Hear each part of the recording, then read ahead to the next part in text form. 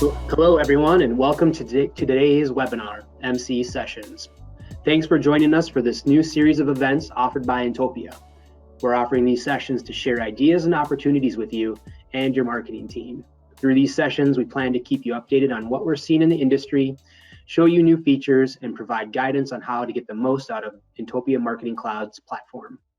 I'm Patrick Sandy, and I'm the Director of Strategic Services here at Inntopia and helping to run today's session. I'll be running the chat and asking you your questions to the group. If you have a question or comment, you can simply enter it into the question panel and I will share it with the group. If you'd like to speak, please raise your hand and we will take you off mute.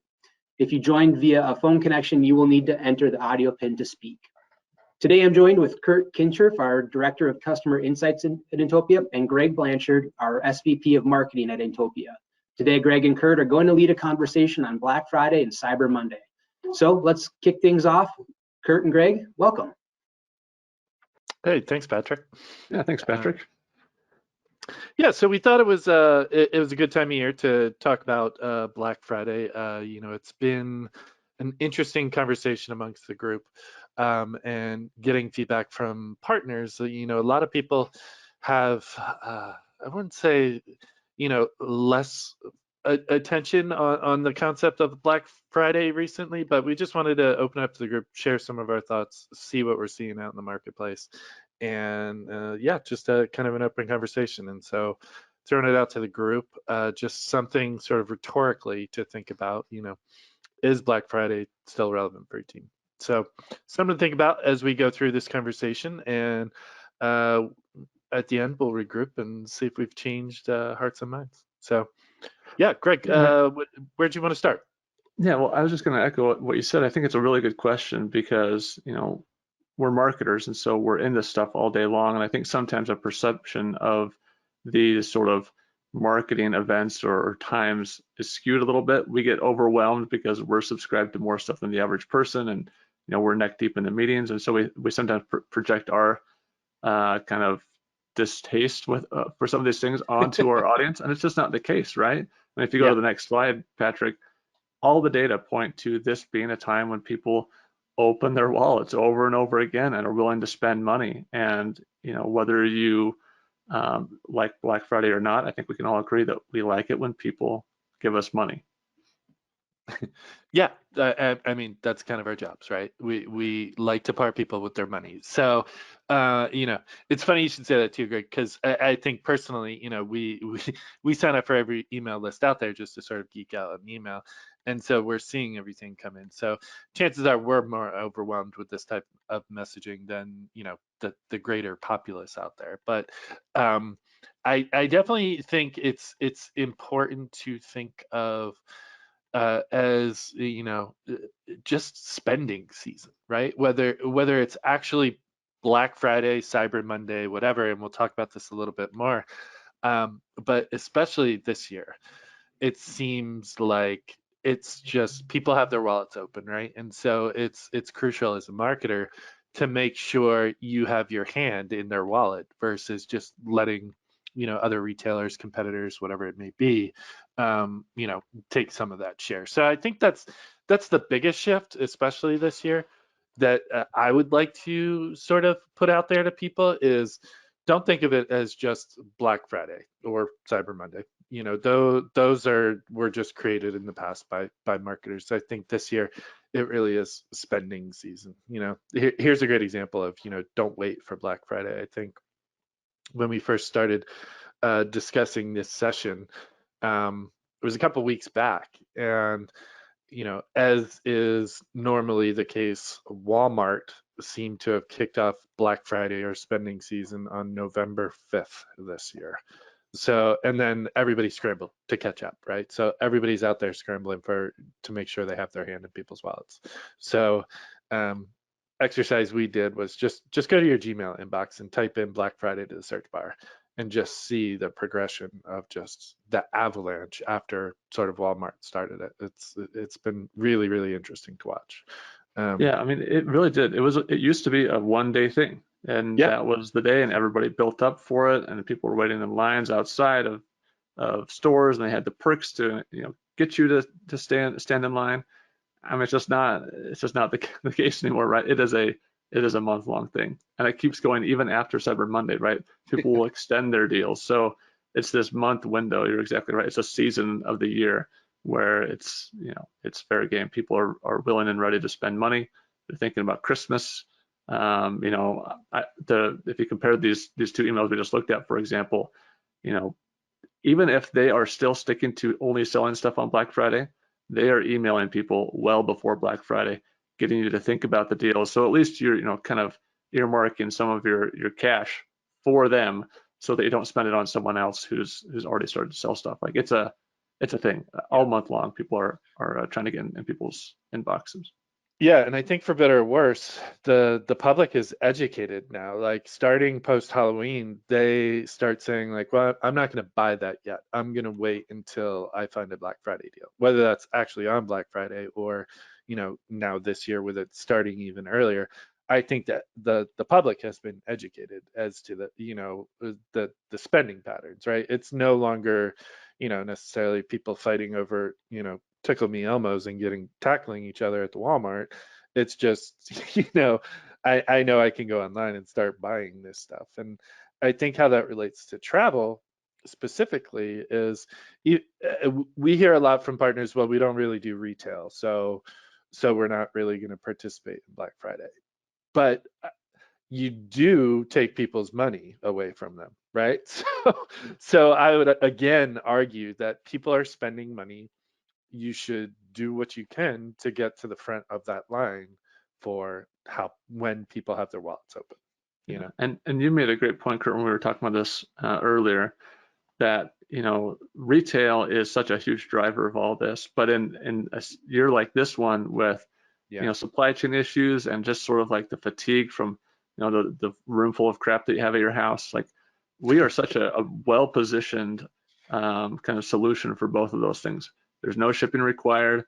It's not going to add another pile of stuff into it that your garage that you still can't park your car in. Like it's a perfect message. It's a perfect angle to kind of get into people's minds during a time like this when, yeah, they're excited about saving $30 on a Nest Cam, but they already have a camera and they already those sort of fatigues with just stuff. So I think that's a perfect angle to start with. Yeah, I mean, there's two components there, right? Like I feel like playing up sort of the experiences, not things component, especially coming off of like 2 years of COVID and people being locked up and all that. Of course, the entire travel industry is benefiting on that, but the experience economy also doesn't really have a supply chain, right? Like, sure, yeah, restaurants and all that stuff that go into that experience economy too, but it doesn't have to be shipped to your door. So I think that's definitely worth playing up this year, and again, just the experiences, not things component, I think speaks really well to the time we're in, and yeah, and it also dovetails well with that supply chain issues that the regular retail economy may be experiencing this year. So. Yeah, Patrick, if you go to the next slide, I think this is a perfect example of this. So Fazari is a bike company. They ship direct from China, and then they basically are taking a container full of bikes and then shipping them out to people. There's no it doesn't go to shops or anything like that. But they're having a huge problem getting bikes from China. If you order a bike right now on Fazari, you're waiting anywhere from 4 weeks to 7 months for a bike, and people are still buying bikes. So that supply chain issue, I think, is a really good point to layer onto that. Like, you don't have to wait for the shipping, you get experiences, and you may not even get your stuff if you buy it now because of these supply chain issues. But one thing that I really liked about this Fazari example too was that they're in a similar situation, right, where they're not going to be able to, if you buy a bike from Fazari right now, you're not going to get that bike in time to put under the Christmas tree. And it's the same sort of thing with travel, right? You can't take that vacation and put it under the tree.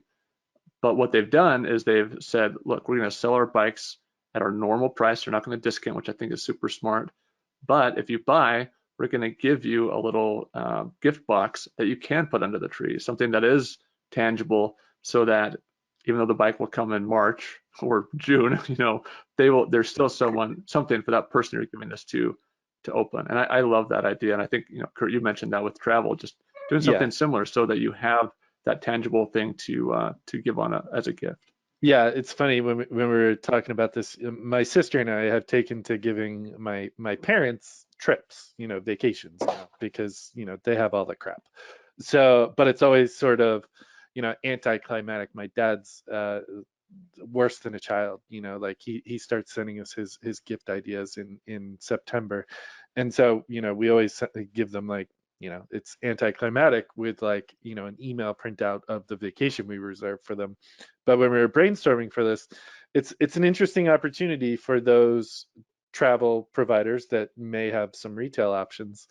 Book a vacation. Again, I would with all the high occupancy that we're seeing, you don't have to give promos, but maybe it is just that experience. But maybe you dovetail that with, buy on Black Friday and get, I don't know, a hoodie or a hat or something to put under the tree, um, you know, with the idea that there's something tangible to give somebody. So we were just brainstorming, and I thought that was an interesting idea, to sort of taking this Fazari concept, right, but making sure it wasn't an empty box under under the tree.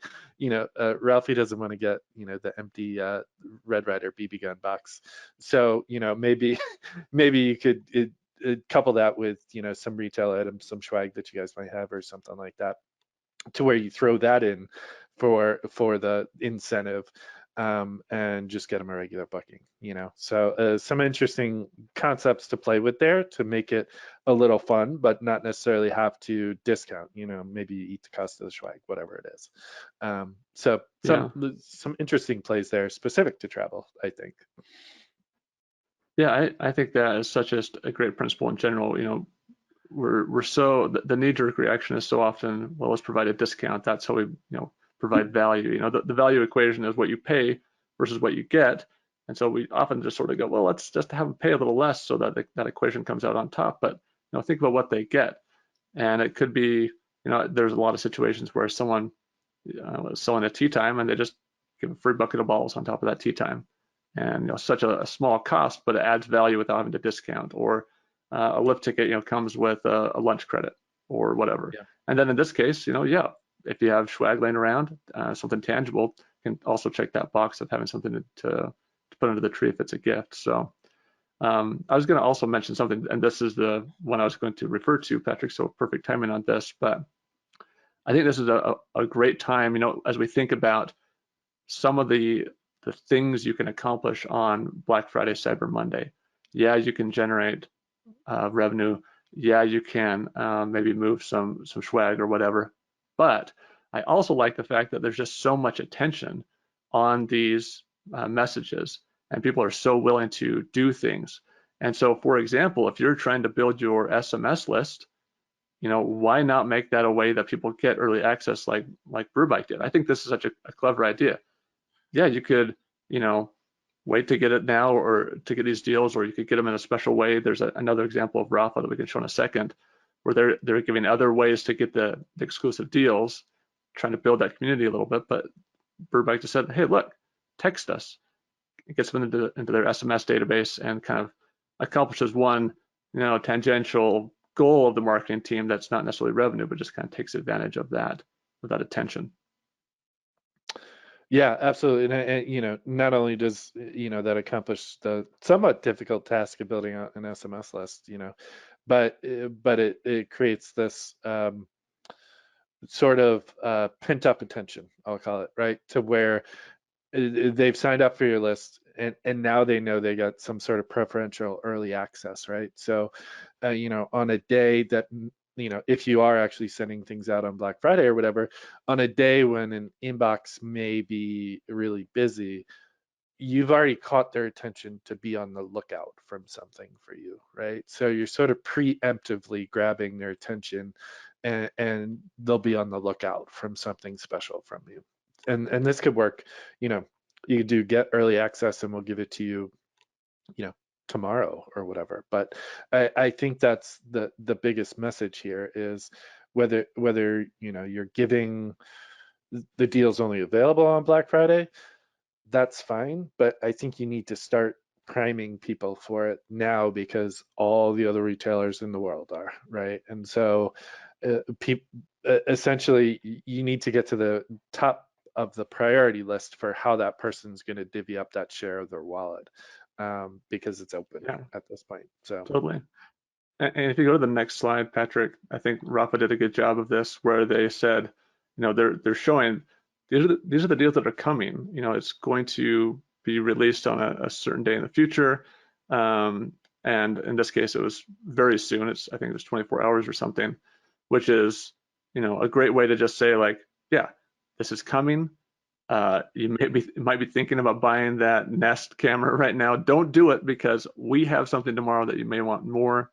Even if you're only going to sell stuff in a limited window in and around Black Friday, just get people to think about you early enough that they don't spend money that they otherwise would have spent with you before they actually hear from you. And especially, I also like, oh, go ahead, Kurt. Yeah, I was just going to say, especially as travel purchases tend to be bigger ticket items, right? This is a bike, which is probably, several grand, but it's very smart of them to do that, right? Because they realize if somebody accumulates, a bunch of Nest cameras in their shopping cart, now all of a sudden there's no room left for their bigger ticket item. And I would consider most travel purchases along the lines of a bigger ticket item. So you would want to get ahead of that for sure. Yeah, and similar to what we saw in the Burbank example with SMS, I liked what Rafa did here as well, where they gave you a way to get the deals sooner if you do something valuable, which is coming in person to their clubhouses. So I think we're talking about email mainly right now. Clearly, you're going to tweet about this, you're going to post about this on Instagram, your other social channels, TikTok, whatever you're engaged in right now.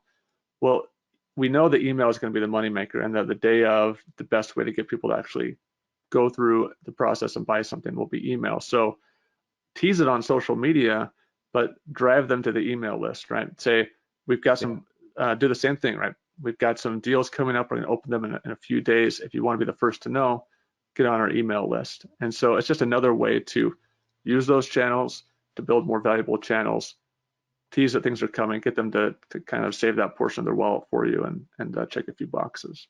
Yeah, and you bring up a really good point. I was going to mention one other thing too.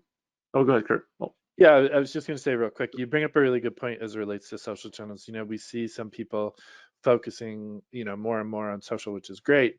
But more and more what I'm hearing is that, social is great, but you're subject to the algorithm. The only channel that isn't subject to, some completely, opaque algorithm is email. And so, it's just another, case study for why email can be so valuable, because you fully control it. You're not subject to some other platform sort of whims of how you're going to be displayed.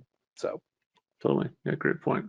So one of the things I was going to mention in regard to retail, you made a good point, Kurt, that resorts sometimes shy away from retail. They're not staffed for it. They're maybe not designed for it.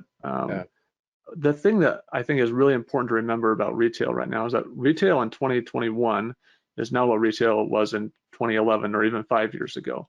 You can absolutely, if you don't have anything else that you're, maybe you're just maxed out on capacity, you're booked on lodging for the next, 6 months, you can still take advantage of selling other things like retail, things that are more traditionally associated with Black Friday, by using things like Printfuls or some of the integrations with Shopify, where all you're doing is uploading a logo, and they're, you kind of drag and drop it onto a shirt, drag and drop it onto a hat, drag and drop it onto a mug, whatever you want. Put that link in an email, and these services are going to print it for you on demand. They're going to ship it for you. They're going to do confirmations for you. They're going to handle refunds. They're going to do everything for you. You just choose while you're setting up those products what your margin is going to be, and that's really it. So if you want to play the retail game on Black Friday, don't feel like those supply chain issues that you might have been facing with hoodies are going to come into play. You can still take advantage of that by using some of these services. I mean, I mentioned Printful, but there are many others that make it super, super easy. to get your logo or a design on a lot of different shirts. I mean, it literally is an hour process to get started with something like this. And then you can, kind of take advantage of it in a way that is the only work on your team is sending an email, because the Printful people or whoever are going to handle literally the rest of the process. Yeah, that's a really good point. And I think, to your point that the retail is not what it was, 5 years ago. You could have a full-on logo store up and running in an hour these days. So, and then just set it and forget it, more or less. Yeah, I mean, I think that's one of our key points in general, is just to not feel like there's only one way to approach Black Friday, Cyber Monday. Yeah, there are a lot of ways to tackle this, right? I mean, you could do swag and let someone else handle it. You could move some of the swag that you do have by tacking it onto a fully priced item. You could just sell fully priced items with other perks that are added onto that. You could, sell it all month, or you could preview it and then only worry about selling it for 4 days. They're really, I mean, if you have constraints, like, don't feel like those constraints are deal breakers. Just work around them. There's a lot of different ways to approach something like this when it really is a month-long, festivity these days. Yeah, and I would just go back to the concept of, it doesn't have to be discounted necessarily. This is spending season. It doesn't have to be Black Friday, it doesn't have to be Cyber Monday, but people's eyes are open and their wallets are also open. And so it's, I would argue it's a little negligent to maybe not be doing something to either grab attention or money or both. So, Yeah, I think it's, and again, it doesn't, you don't have to sell your typical products to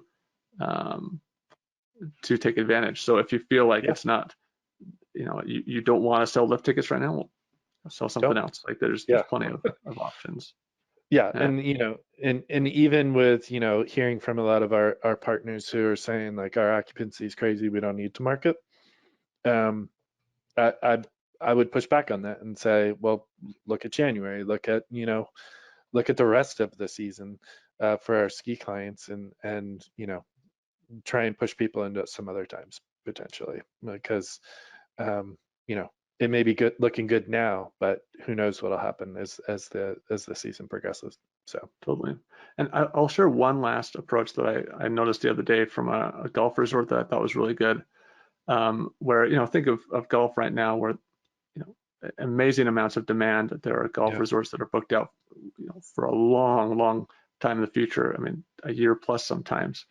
And the thing that I saw was simply I think it was a pro shop credit. Like, it was, the classic gift cards of you spend $100 or you spend $80, you get $100 of value or something like that. But it was the gift card was only for an in-person pro shop. And I really like that, right? You are in the game of getting people to come to a physical location, and they just sold something that could only be used by coming to the physical location. And no one's going to just to go to to Myrtle Beach to spend $100 in credit. They're going to book something, or if they've already booked, they're going to now buy some swag that they'll rep back at the office at the water cooler or whatever. So there are a lot of ways to tackle that, where you can give people value, but only make sure it's value that aligns to your bigger goal. Bigger goals of getting people to actually travel to your location. Yeah, for sure.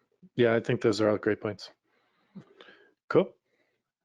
So I guess just regrouping, I would maybe take out the term Black Friday here and potentially say, rethink that and say, is spending season something maybe now you guys would rethink, after this, because I know a lot of people were hesitant towards Black Friday when we first kicked around this idea. So, Greg, anything you would want to add about that for things to think about? I agree 100%. Next year we should probably say, is November and December relevant to your team, because that's how long it goes. Yeah. Or so, 2 months of the calendar relevant. Yeah. So hopefully, with some of these perspectives, some of these different thoughts, relative to how you thought about it before we started digging into this, hopefully it is a little bit more relevant to you.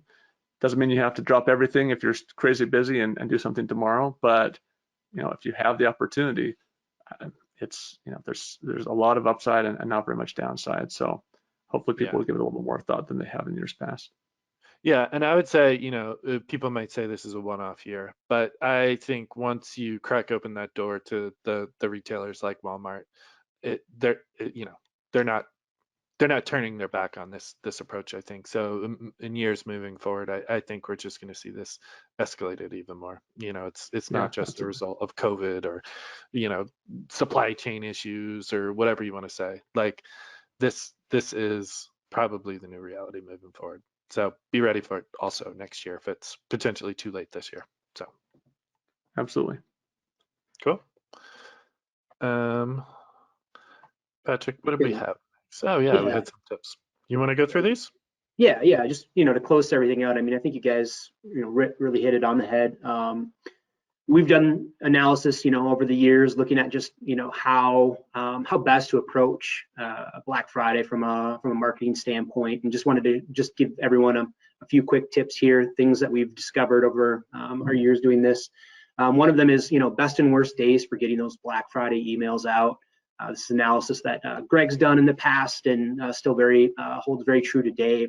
If you're looking at getting something out, an announcement type email about your Black Friday offering, when is the best time to get that out? And kind of looking at years of information, really it's that weekend before the Black Friday. So that for Thanksgiving, we see that weekend before tends to be a great time, not only for engagement from a click standpoint, but also for engagement from an email open standpoint. This tends to be when people are opening, and we think some of the decline or some of the lower open rates on those on actual Thanksgiving Day, on Black Friday, on Cyber Monday.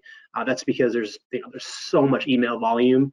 So many people are getting so much in their inbox. So this just really, kind of leads credence to just, teeing something up prior to, in those examples we looked at.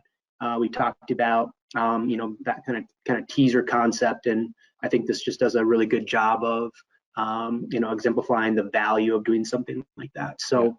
And Patrick, correct me if I'm wrong. My calendar in my brain has been exploded for a couple months now, but these Thursdays and Fridays that we're showing on this bar chart is actually tomorrow and this Friday, right? Based on how Thanksgiving lands. Yeah, coming just right around the back. Yeah. Yeah, so it's tomorrow and Friday. As we roll into Thanksgiving, I know that's kind of mind blasting, but that's where we are, right? Yeah, so it's you've got time, but not much. So exactly. Yeah, and then the last thing, real quick, because we're just about at the end of the hour here. But if you are thinking about getting something out, Devin Jensen on our digital services team has put this together in the past. Great tips, and really important. Just what you don't want to have happen is a deliverability issue while you're getting your emails out. So just keep these a couple of these items in mind, that getting that announcement email out before the weekend before. Consider resending to people who are not clicking on a link, on a call to action, and most importantly, number 3 there, making sure you don't send to your entire database. You want to make sure you're hitting relevant customers. So yeah, that's a big one. Yeah, it's kind of hard to dig out. Yeah, please resist that urge. It's tempting. Yeah, it's so tempting. You just think, oh, I can send it to a few more people, but it's not worth it. Yeah, and then you're blocked by oath for the busiest time of the year. So right, you don't want to do that. So cool. Perfect. Well, thanks you guys. I thought that was great.